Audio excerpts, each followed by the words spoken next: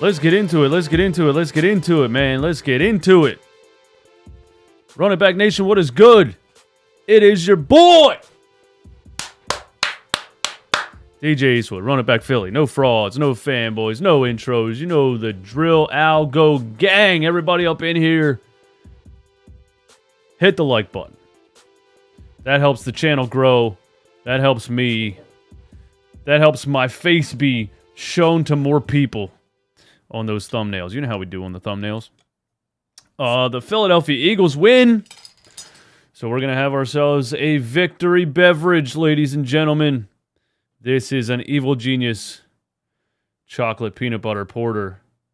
I haven't been doing the craft beer recently, all right, but this was in my fridge. I think, Jimmy, did you leave this in my fridge or was that Tyler? Anyway, shout out to Evil Genius.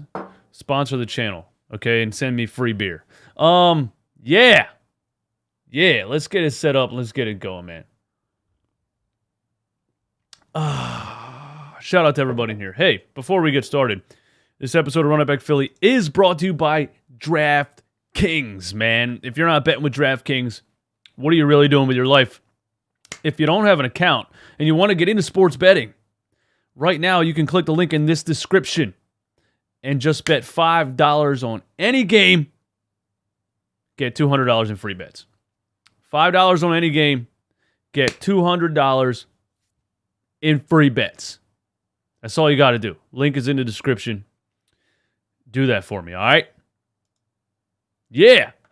What's going on, everybody? Okay, so the Philadelphia Eagles win against the Washington Commanders. Carson Wentz facing the Philadelphia Eagles for the first time since he requested a trade. First of all, shout out to Philly fans for just being Philly fans. You guys are absolutely ridiculous. They flew Philly bus trips down to Washington, D.C. They threw a party in downtown Washington, D.C. E-Rock and Lord Brunson hosted a party at a third floor restaurant or bar establishment in Washington, D.C. Then they show up today. They tailgate like no other tailgate. The game starts. Carson Wentz comes out, and you hear boos all throughout the stadium. The Philadelphia Eagles fans took over the stadium. They were louder than the Commanders fans, and man, I'm always blown away by Philly fans and what they do and how they travel. Man, it's unreal. It really is. It's great to be a part of a sports city like this because there's no other. There's no other like it. There's none other like it. So the Eagles win 24-8. All right. Should we have scored more points? Yes. Did we fail to score any points in the second half? Yes. But I'm not going to be negative here. I thought we were conservative in the second half, but I'm not going to be negative here. I want to start from the top, okay? The main story of this game is the Philadelphia Eagles defensive line. The main story of this game is the Philadelphia Eagles defensive line. I don't know what Jonathan Gannon did after that Detroit Lions game. My guy Jimmy Smith on the stream last week told me that he got his head out of his ass. Maybe he did. Started throwing a bunch of different looks at teams. Started throwing a bunch of different schemes at teams. Started switching up the defense. And my goodness. We absolutely owned Carson Wentz in this game. We owned the Washington Commanders offensive line. We sacked Carson Wentz. What did we sack him? 8 times? 7 times? Something ridiculous. How many sacks do we have? Somebody throw it out there. Overview. Sacks. We had 9 sacks, ladies and gentlemen. 9 sacks for 58 yards in losses. 9 sacks. So I want to first give my flowers to the Philadelphia Eagles defensive line. I tweeted this, and I meant it. The last time the Philadelphia Eagles had a defensive line consistently performing like this, they won the Super Bowl, damn it. The last time the Philadelphia Eagles had a defensive line performing like this, they won the Super Bowl. We start the game out, Fletcher Cox gets a big sack, crawls across the ground. Good to see Fletcher Cox getting back in his groove. You know what I mean? After what they said was a down year last year. I think not having Brandon Graham last year was a big part of Fletcher Cox having a down year. Javon Hargrave, the double kick. Josh Sweat got in there. But you know who we have to give our flowers to today? We have to give our flowers to Brandon Graham today. Brandon Graham, coming off of an Achilles injury.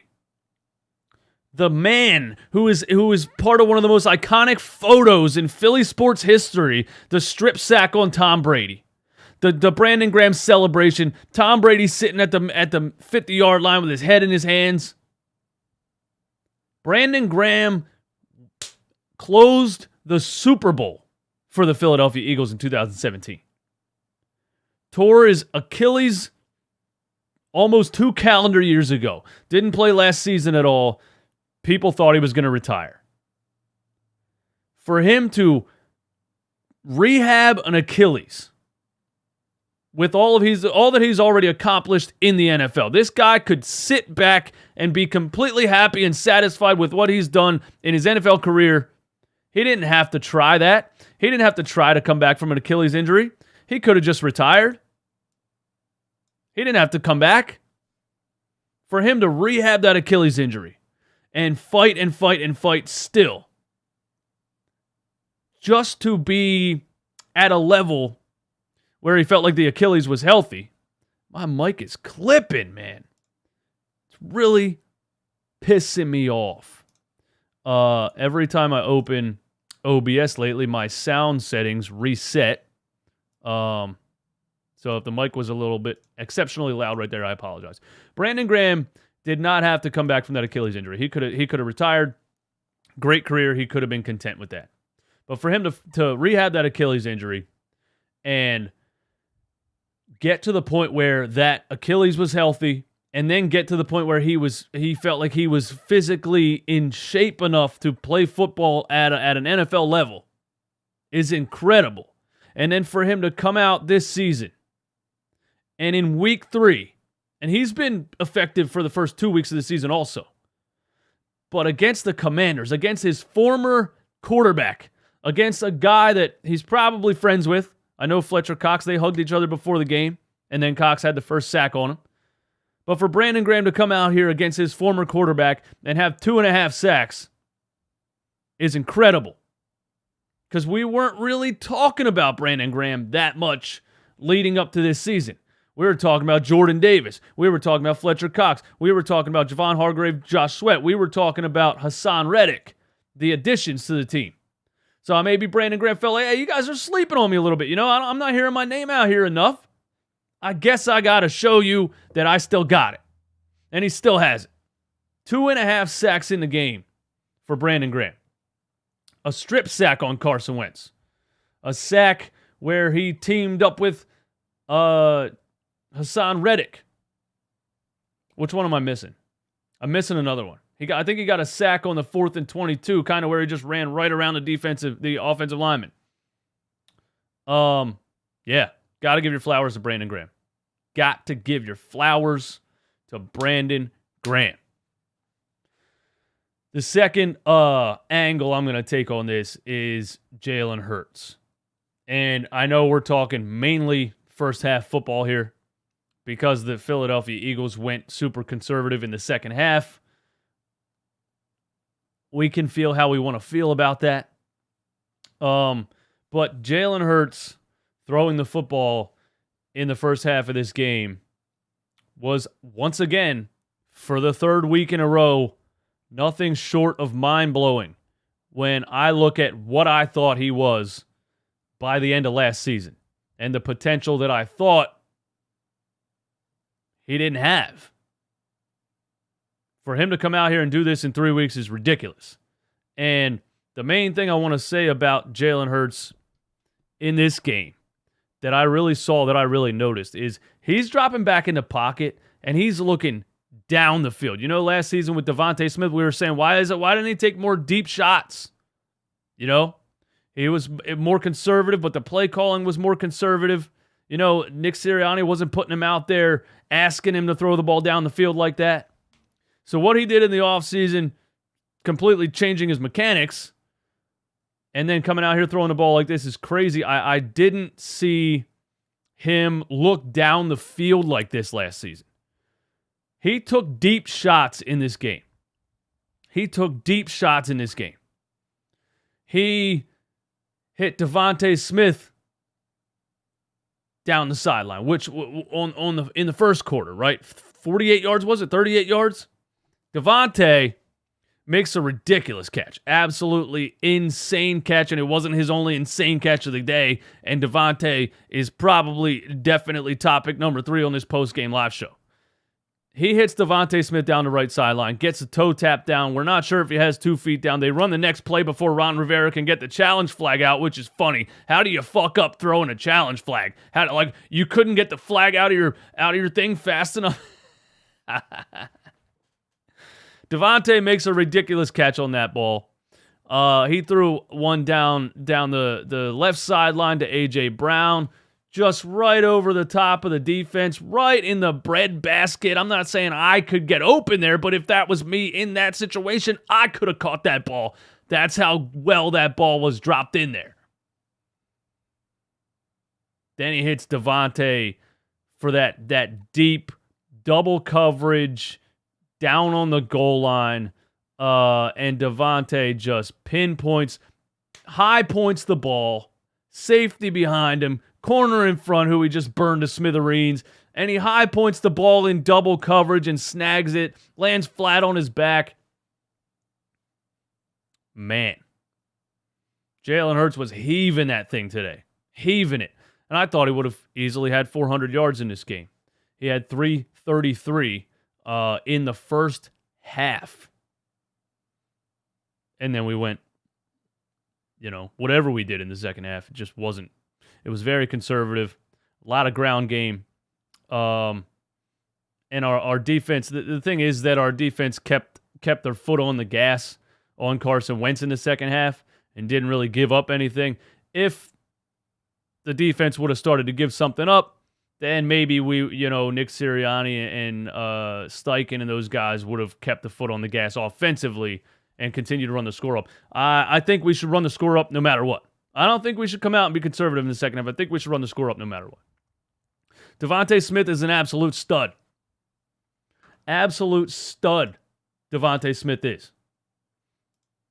And,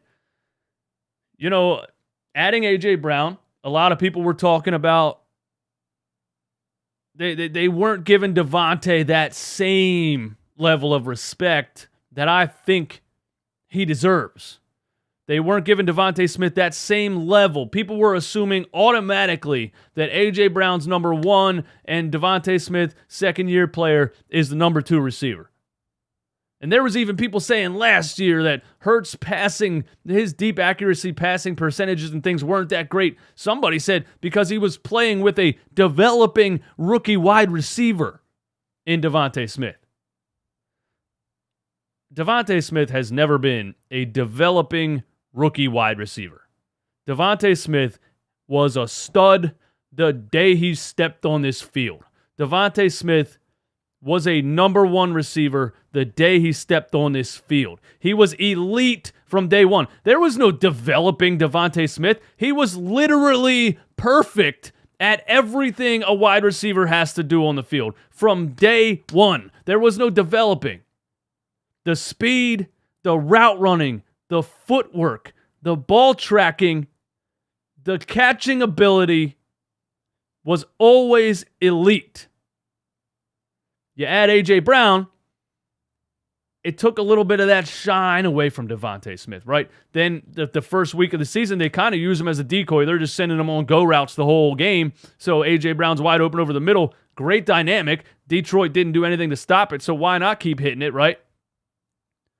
But he had 0 catches in the first game. Second game, he's solid. He has 6 catches, 7, 60, 50, 60 yards, what have you. Week 3, Devontae Smith showed you why A.J. Brown and Devontae Smith are 1A and 1B. Ladies and gentlemen, we have 2 elite wide receivers on the offensive side of the ball. We have 2 elite wide receivers on the offensive side of the ball. We were asking the question before the season started, is this a top 5 wide receiver duo in the NFL? I got news for you guys. This might be the number 1 receiving duo in the NFL. This might be the number 1. I'm not seeing a team. Every other team where you talk about a duo, I feel like they have a 1A and a 1B. Miami, Jalen Waddle just had a huge game today. You could go Tyreek Hill, Jalen Waddle. It'd be tough. But I guess off the top of my head, I got them at least top 3. And they're not far behind 1 and 2. I got them top 3 in no particular order. A.J. Brown and Devontae Smith. And I predicted in the Vikings game, I said they're going to pay more attention to A.J. Brown, and Devontae is going to have a day. And he had a little bit of a day in week 2. Today, my goodness. Devontae Smith, 8 catches for 169 yards.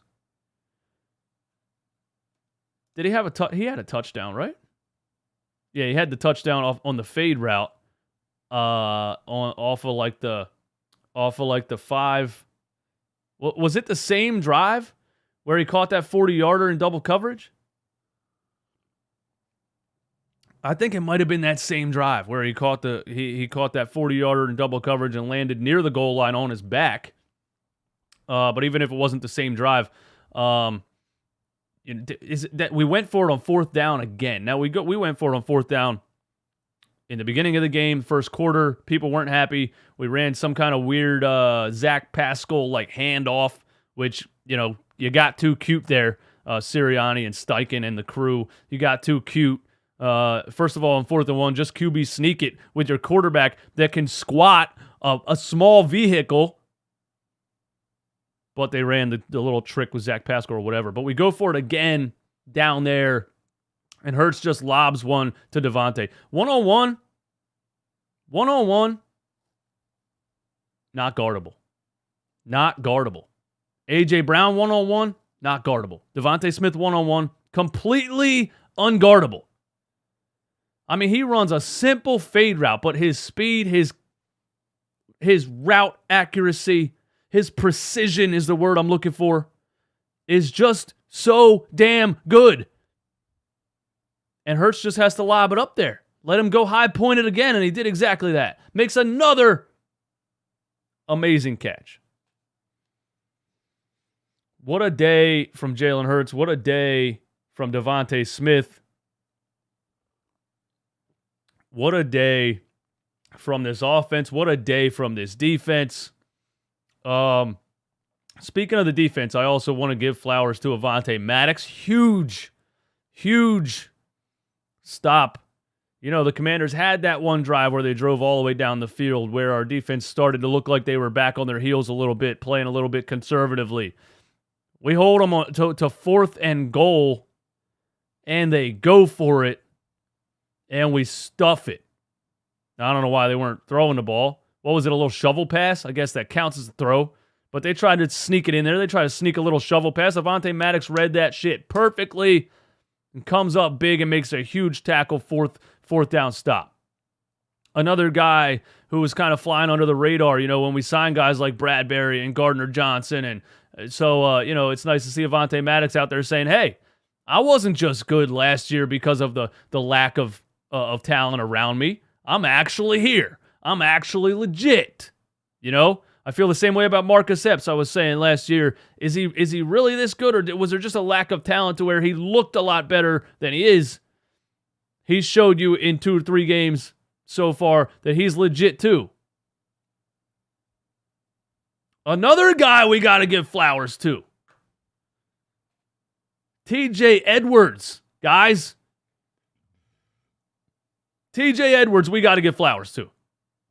Another guy that I specifically was saying, is he that good? Or was it just lack of linebacker talent? TJ Edwards, watching Run It Back Philly in the offseason, said, I got you, DJ Eastwood. I'm going to show you how wrong you are. TJ Edwards has been all over the field. He reads coverages and running schemes, and he just reads the field so well. He seems to be in every single play. You know, I thought I was going to see Kaiser, because Kaiser White has been amazing also. But if you asked me before the season started, what linebacker do you think you're going to see on your screen all the time? I just wouldn't have said TJ Edwards. I just thought he was going to be a little bit overshadowed by some of the other linebackers that we signed. I thought Nakobe Dean was going to be a big part of this defense. He hasn't gotten a chance yet. He's a rookie. We have two stud linebackers in Edwards and White right now, and Hassan Reddick on the outside. So, you know, Nakobe Dean can sit back there, develop, learn the game, learn the NFL speed, things like that. But if you would have asked me, I wouldn't have said TJ Edwards. And TJ Edwards has been flat out phenomenal so far this season. Today, TJ Edwards, 9 solo tackles, 10 total tackles, a sack, 2 tackles for loss, and 2 QB hits. Flowers to TJ Edwards. Because I thought Howie Roseman went out and got some linebackers, but for somebody that was already here to be stepping up and showing us, hey, I'm elite too. Damn, we got a good core of linebackers right now. I haven't seen a core of linebackers like this since, shout out to Jonathan Himes, 2004. Jonathan, thank you for the super chat, my man. This is the best offense since 2004. Am I overreacting? This defense is deep too. I'm always a cautiously optimistic fan, but I'm starting to feel it. Just saying, man. I can't find a weakness on this team. I guess if I had to point at a weakness right now, it would still be questionable coaching in the second half. You know, scoring 24 points in the first and then taking your foot off the gas a little bit. We did it against Detroit. The defense took their foot off the gas against Detroit. Also, they haven't taken their foot off the gas since then. They held Minnesota 7 points. They hold the Washington Commanders to 8, but I think offensively we took our foot off the gas in the second half. Ended up working out because Carson Wentz couldn't do anything anyway. But TJ Edwards, 9 solo tackles, 10 total, a sack, 2 QB hits. Kaiser White, 8 solo tackles, 9 total. That dude finished a season in San Diego, Kaiser White I'm talking about, with 144 total tackles. Over 100 solo tackles. A linebacker, I put it in perspective a couple of months ago when they signed him. Jeremiah Trotter, one of the greatest Eagles linebackers of all time, only eclipsed that number 1 time in his 5 Pro Bowl seasons. Kaiser White, TJ Edwards. Those 2 linebackers have been huge so far. Man, I don't think I can find a weakness on this team, guys. I don't think I can find a weakness. I was saying coming into this game, Carson Wentz is what Carson Wentz is. He's always going to be what he is, which is a guy who can throw the ball when he's given time, but he's always going to make stupid mistakes. He's going to dive headfirst into defenders. Saw that. Saw him dive straight into TJ Edwards. Took a helmet right to the temple. He had a chance to run out of bounds one play, and he turned back and lowered his shoulder. He takes hits. He's not a smart quarterback on the fly. He takes way too many hits. He's not going to be sustainable. He's going to be hurt by week 5 if he keeps playing the way that he's playing here. I thought the Washington Commanders had a lot of drops. But Carson Wentz, with the mistakes that he was making, was downright atrocious. He was flat out terrible. Carson Wentz has 68 fumbles in 88 starts. Let me say that again, man. Carson Wentz has 68 fumbles in 88 starts. Jalen Hurts, man, this stat line is crazy. I mean, if you would have looked at, Jalen Hurts versus Carson Wentz, the dynamic. This is the quarterback that requested a trade because Jalen Hurts was drafted to back him up. and they face each other for the first time on opposite teams, and Jalen Hurts goes 22 of 35 for 340 yards, 3 touchdowns for a 123 rating, and Carson Wentz goes 25 of 43, 211 yards, sacked 9 times for a 71.0 rating. If you would have told me Jalen Hurts would outperform Carson Wentz to this level a year ago, I would have said you're crazy. And I'm seeing it. I'm seeing it right now. And I don't think I can say it enough. I don't think I can say enough that Jalen Hurts is just blowing my mind with what he did this offseason. I didn't see him looking down the field, heaving the ball like he's heaving the ball right now. I just didn't see it last season. And when people said he can develop into a Russell Wilson, I thought they were crazy. I didn't see the natural throwing ability, I guess. Call me a hater. I was a hater. What Jalen Hurts has looked like so far, if he can continue to play like this, which 3 games in, I know it's 3, it's not like it's the best teams in the NFL. But the way he's throwing the ball, the way he's looking down the field, the way he's heaving it, I got to go there too. One of Jalen Hurts' biggest issues last season and through college, his entire quarterbacking career, was his timing, and his timing led to short, deep throws. And that led people like me to believe that he didn't have the arm strength to be an elite NFL quarterback. Really, it was mechanics, it was timing. And a lot of people told me that, and now I'm seeing it. Because he changed some of the mechanics, he cleaned up some of the things, the timing, the pocket awareness, the reading the field, the letting the ball go before the receiver's wide open, right? Throwing the receiver open. And I'm seeing the ball travel 40, 50, 60 yards through the air almost effortlessly. One of the best throws Jalen Hurts made in this game was an incompletion. In the second half, he threw that ball to A.J. Brown deep down the middle of the field.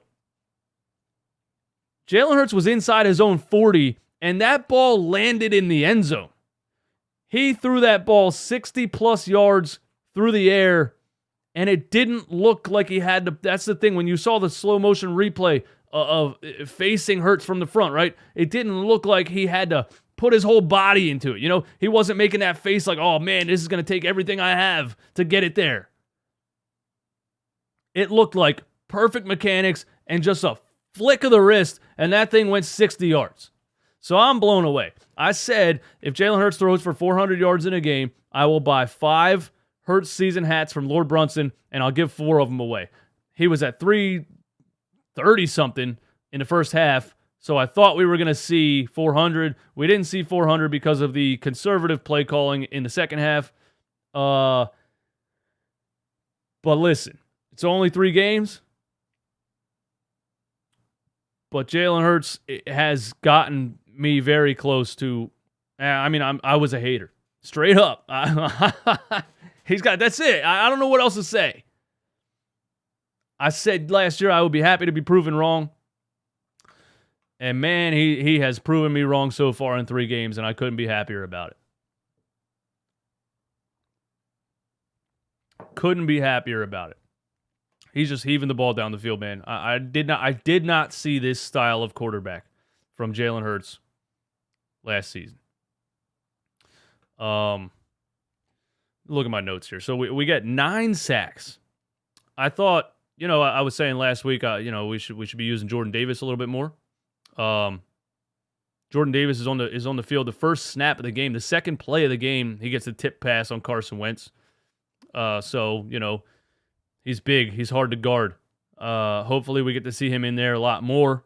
But again, with Fletcher Cox and Hargrave and Brandon Graham and Josh Sweat and this defensive line really, really rolling, maybe you can just let him hang back and play 22% of the snaps or 30% of the snaps.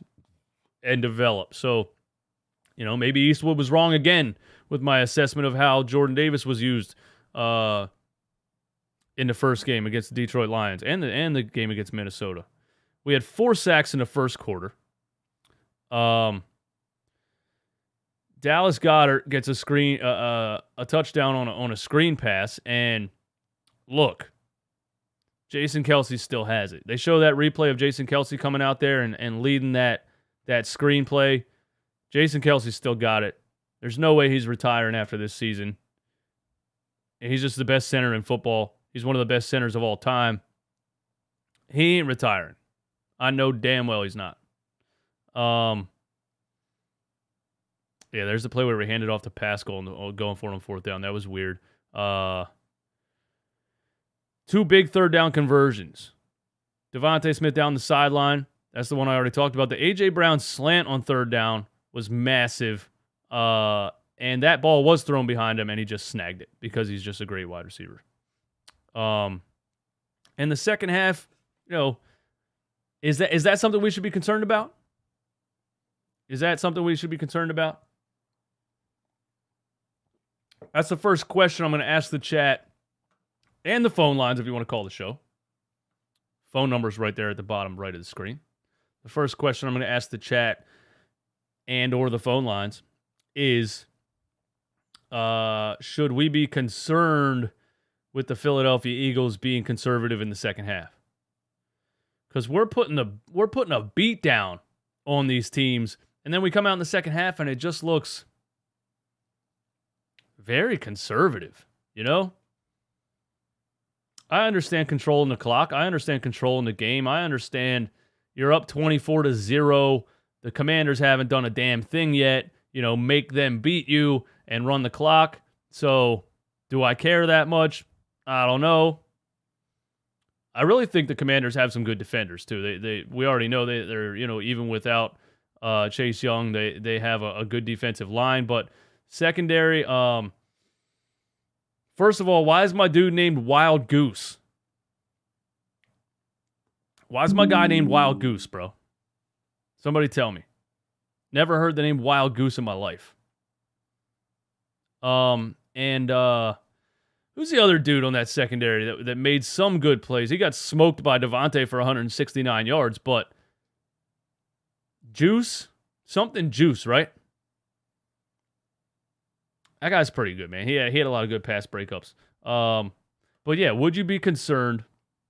Should we be concerned about the Philadelphia Eagles being conservative in the second half of these games? I think my answer is no, because I didn't see the defense let up. The defense didn't take their foot off the gas and give up a whole bunch of play. They did let the Commanders drive down the field, but then we stuff them on 4th and goal.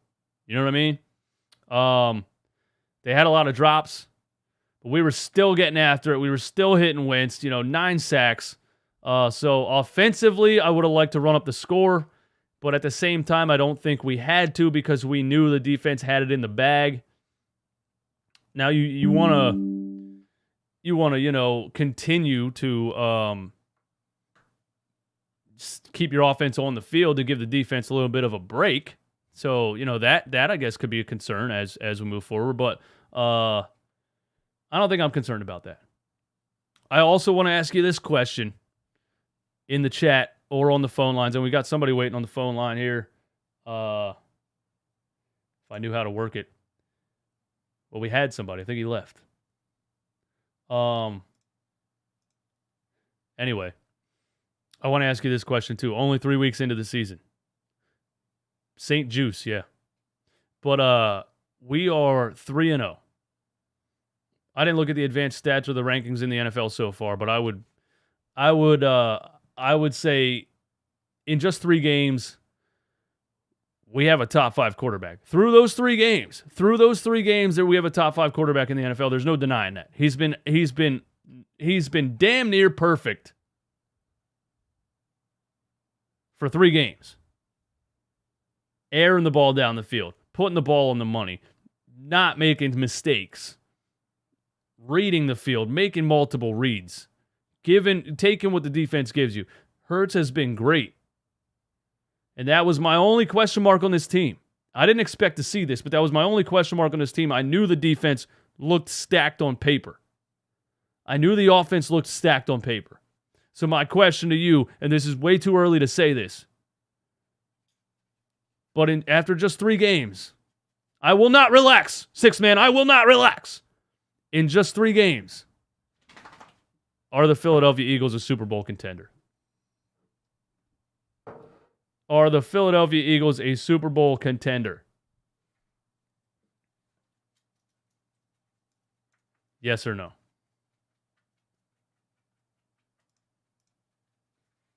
Yes or no? Are the Philadelphia Eagles a Super Bowl contender? Eric says, nah, you said Hurts is not an NFL QB. Keep the same energy. Now, why would I do that? Do you understand how much this comment doesn't make sense? I'm not going to harp on this too much, but I just need you to understand how much this comment doesn't make sense. Jalen Hurts was not good at throwing the football down the field last season. The numbers speak for themselves. They were not good. He was in the bottom of the NFL in accurate percentage from throws over 20 yards, percentage of throws in tight windows. He was, you can't argue that. Jalen Hurts looks amazing right now. So why would I keep the same energy? Why would I sit up here and say, no, Hurts sucks? That wouldn't make any sense. That would make me a hater, would it not? So I'm not understanding the comment at all. I'm just calling it like I see it. I didn't think he was good enough last year. I had questions about whether he could develop and become good enough. And in 3 games, he showed me he's good enough. So I don't know what you want me to say. Anyway, Carlos Rosado, thanks for the super chat. Salute, 2 simple words, easy work.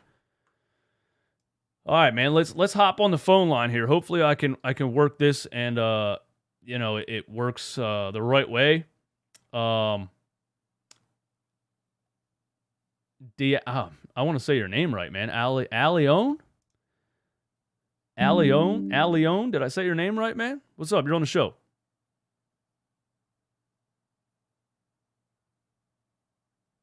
Hold up. I forgot I muted the damn thing. Hold up. My bad. I need a producer, man. I need a producer.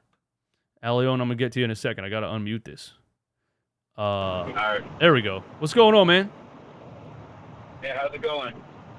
First off, let's go Birds. That was an easy win. Proud of the team. One of the things, though, that I did notice was I heard you say that should we be worried about the fact that they keep coming back at us, what was their offense kind of being complacent at the end of the game. And I don't think for now that should be one of our biggest worries. I feel like one of the biggest things with the Eagles is that we're winning so easily. And not only that, but there's not any initial threat to kind of like score. The only time that I did see that was kind of in the Detroit game, where Detroit was kind of coming back. They were making an effort. They were scoring, and our offense, when we had to score, we were scoring.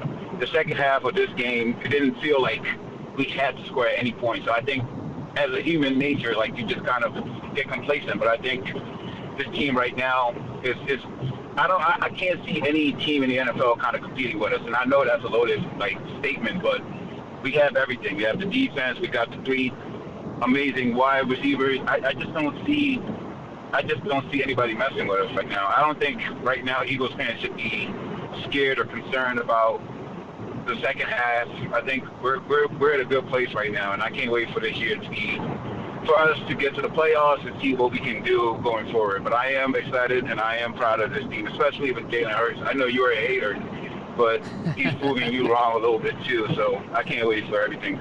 He's proven me wrong 100%. He's proven me wrong by a landslide, and I'm happy about it.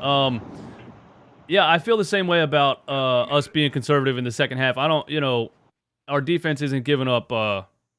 I guess, I don't know if he hung up or what. There was a lot of background noise there. I think he was either running or he was standing on top of an airplane. But thanks for the call, my guy. I appreciate you. Yeah, I'm not concerned about us being conservative in the second half. Again, a couple people first came in this chat. They said that, but I just thought we came out and we wanted to run the clock. We wanted to control the game, and we got on the ground game a little bit more. And we weren't as aggressive attacking downfield. But I guess I can't be too concerned about it. The only thing I was concerned about was week 1, giving up 35 points to the Lions. But the defense has locked it down 2 games in a row now. We gave up 7. We gave up 336 yards to the Lions. We gave up a little over 200 to the Minnesota Vikings. And how many yards did we give up to the Commanders today? Couldn't have been a lot. Could not have been a lot, guys. Carson Wentz had 3 completions in the first half. I mean, that was unreal. They have 153 passing yards and 22 rushing yards. No, 87 rushing yards, I'm sorry. So we gave up a little, about 220. We gave up a 220 total yards to the Washington Commanders. That's terrible in the NFL. We had 340 passing yards and 72 on the ground. So we had over 400 yards of offense, and they had barely over 200. So I'm not concerned, because the defense has been locking it down. Do we want to run up scores? Yeah, of course we do. But you win the game 24-8. No mistakes were made. Jalen Hurts. What does he have? 1 interception on the season, and it was because of a Gainwell screen pass that he kind of volleyball tipped to the defense. So, Jalen Hurts he's not making mistakes. He's controlling the clock. He's controlling the ball, and I can't not be happy about it, man. That's just the way it is. We got Dan on the line. What's up, Dan?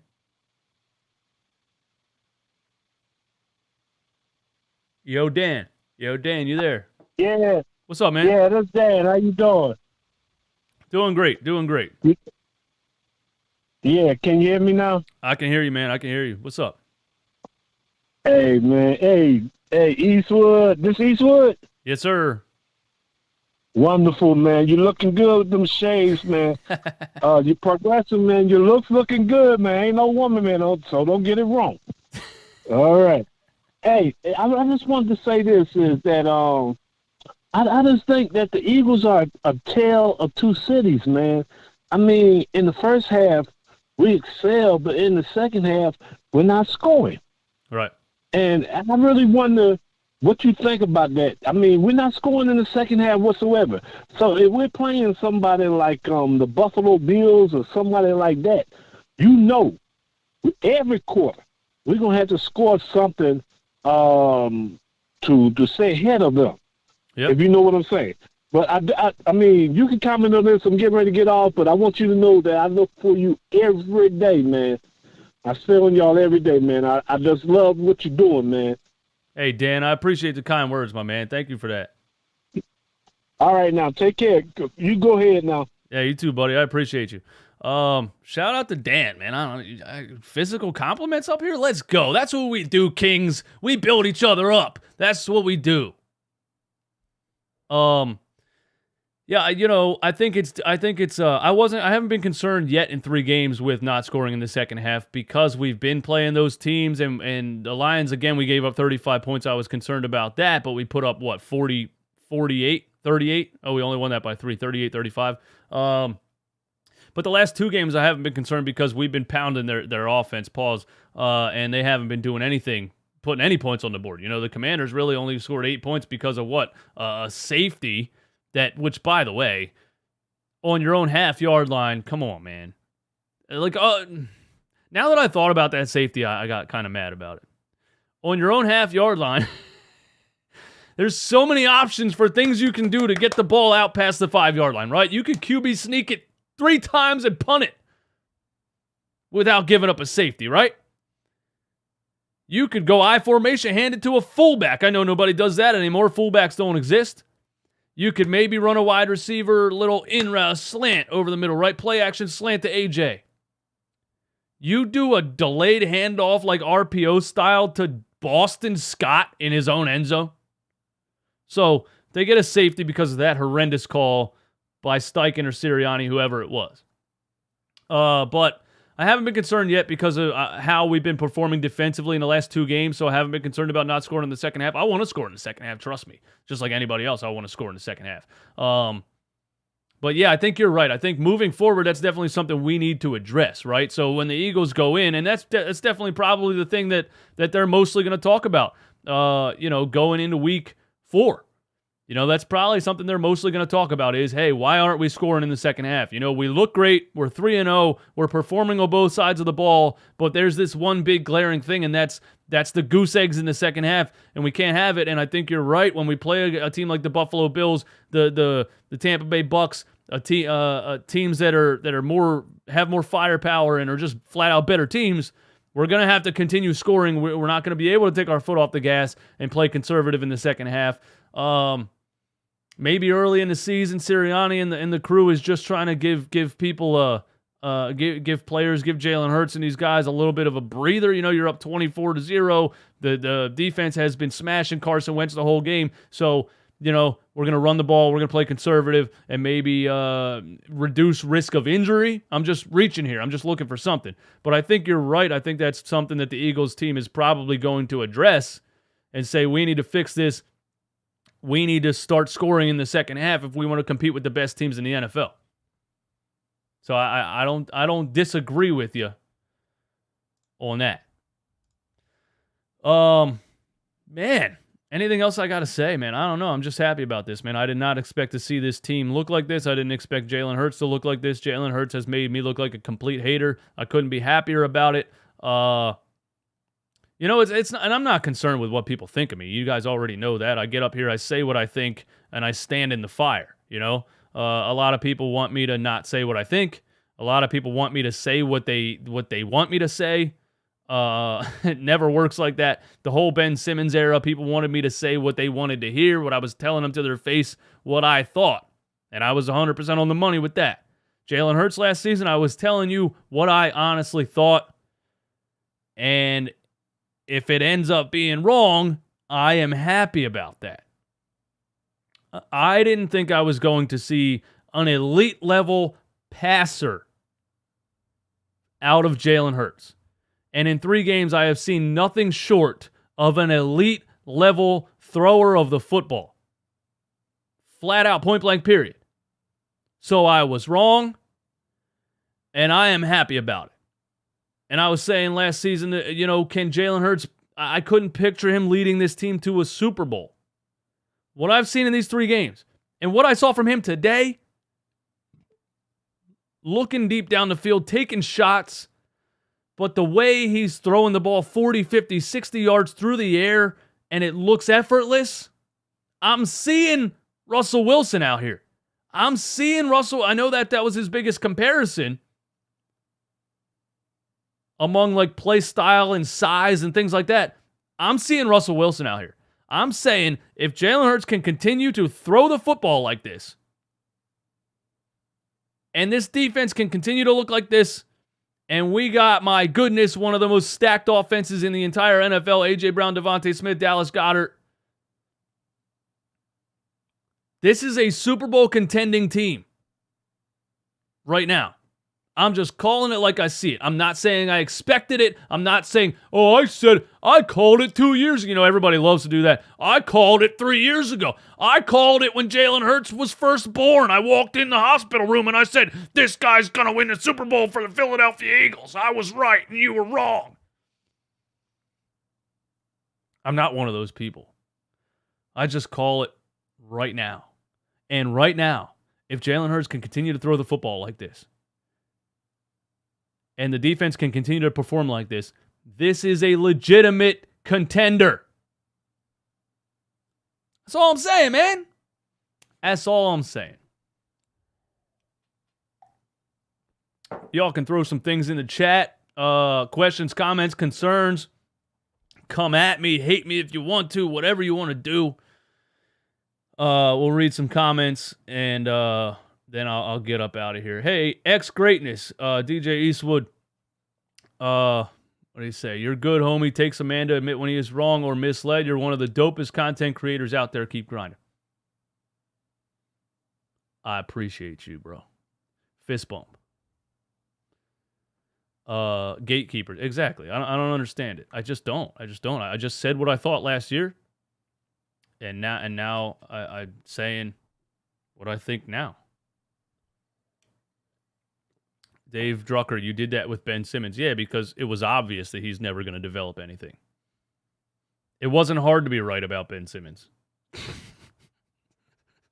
But look, bro, this Jalen Hurts situation, not that he's anything like Ben Simmons, because Jalen Hurts is a warrior, a worker, a smart kid, wants to be great, goes and works on his game every single second of every day, is not content with just being okay. Ben Simmons is content with being okay because he's mentally a loser. But it's like this. If I would have, the way I was ranting on Ben Simmons that last season in Philly, right? If he would have came out the next season and all of a sudden was shooting threes and dropping 40-point triple-doubles and hitting step-back threes and shooting wide-open threes and hitting like 4, 5, 6 threes a game, I would have had to sit up there and say the same thing. I would have had to sit up there and say, I was wrong. I didn't see it because of this, this, and this. And he proved me wrong. Now, I knew pretty much I would have bet $1 million on it if I had that much money that he wasn't going to do that because he's a loser. But the one reason that you guys believed in Jalen Hurts, and my mom is in the chat, everyone say hi to Mama DJ Eastwood, the one reason she believed in Jalen Hurts, the one reason my sister believed in Jalen Hurts, the reason a lot of people believed in Jalen Hurts is because of his mindset. The reason I didn't believe in Ben Simmons is because of his mindset. The reason a lot of people believed in Jalen Hurts, and probably I should have too, is because of his mindset, his work ethic. So, shout out to you guys that believed it. I'm happy he's proven me wrong. And I said, if he continues to play like this through 5 games, or if he throws for 400 yards in one game, should have had 400 today, but we took our foot off the gas. But I'm buying 5 Hurts season hats. I'm wearing one for the rest of the season, and I'm giving 4 of them to you guys. That's where I'm at with it. We got a caller on the line from Bridgeton, New Jersey. I think it's my man, Shane. What's up, Shane? Shane, you there? Gotcha, man. Yeah. Yo. Do you think Devontae Smith can compete with A.J. Brown as, up there for the best receiver on the team? Is this Shane, or was I wrong? What's your name? Oh, Jackson. Jackson? What's up, man? What's up? My kid's name is Jackson. Do I think... ask the question again. Ask the question again, man. Do you think Devontae Smith can compete with A.J. Brown for the best receiver on the team?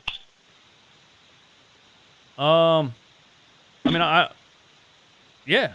I don't think there needs to be a competition, but I don't think there is a best receiver on this team. I think they're both incredible. I think they're both elite. I think they have different styles, different skill sets. I think they fit together perfectly as far as, the dynamic goes. You got one bigger, stronger, bruiser, over-the-middle style wide receiver in A.J. Brown, and then you got the smaller, lighter, but faster down the sideline, pinpoint the ball at its highest. So I think they're different, and I'm not really concerned about a competition between the two, but I don't think there's a 1 and a 2. I don't. I think they're both elite wide receivers, so I think he's already right there. I really think they're both great.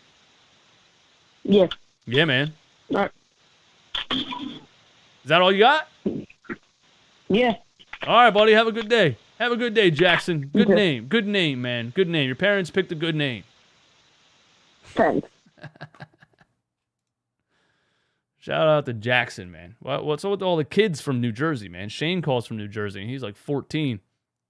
David Lee, what's up? Dank Burrito, what's up? J Rans, what's up? Butch Jones, this is the most solid team I've ever seen. Hurts is doing what we hoped he would, and receivers are right on target. Now, yeah, I mean, I guess, in the back of my mind, I still feel like a Philly sports fan, and I still feel like, there's still going to be ups and downs this season. This has been fun through 3 games. This has been a lot of fun through 3 games.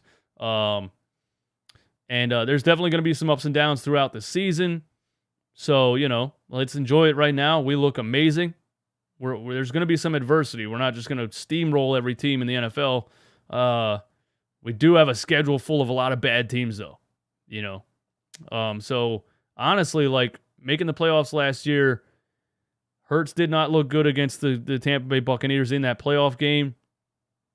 But the way that he's developed with his passing and his pocket presence and reading the field and putting the ball where it needs to be and effortlessly flinging the damn thing 50, 60 yards through the air, I think this team can compete with anybody. That's what I got, man. That's what I got. Thank you guys for tuning in. What's on right now? What do we got on right now? We got a Cowboys game on TV or something? What do we got? What do we got on right now, man? What am I gonna watch for the rest of the day? Let's see what we got. We got Jaguars and Chargers. Nobody cares about that. Rams and Cardinals, Falcons, Seahawks. Nobody cares about that. Yuck. Packers, Buccaneers right now, almost at halftime. Okay, I'm probably gonna watch that. Aaron Rodgers versus Tom Brady. Green Bay's up 14-3. So yeah, I'm gonna go watch that, and then Giants Cowboys at 8:15. I guess I'll go watch Giants Cowboys. Giants are 2-0, but I feel like they're not a real 2-0. I think they suck because the Giants always suck. Hope I don't eat my words on that one when we match up with them. The Cowboys are on a backup quarterback because Dak Prescott's always hurt because him and Carson Wentz are the same. So yeah, man. Thanks for tuning in. Thanks for hanging out. Thanks for calling the show. Thanks for being active in the chat. Eagles are 3-0. Jalen Hurts makes me look like a hater. He looks amazing right now. This team is elite on both sides of the ball. So far through 3 games, they are a contender. Hit the like button on your way out. Hit the link in the description. Sign up for DraftKings. Bet $5 on any game. Get $200 in free bets. You should be betting on the Eagles. Don't bet on the over because we take our foot off the gas in the second half, but you should be betting on the Eagles moving forward. And I would guess Jalen Hurts over with passing yards is still, the odds are pretty, you're still got pretty good odds there because the betting apps never catch up yet. So go place your bets on Jalen Hurts for the over next week because he's been heaving the ball. I'm trying to win you money here, all right? Click the link in the description. Bet $5 on any game. Get $200 in free bets through DraftKings.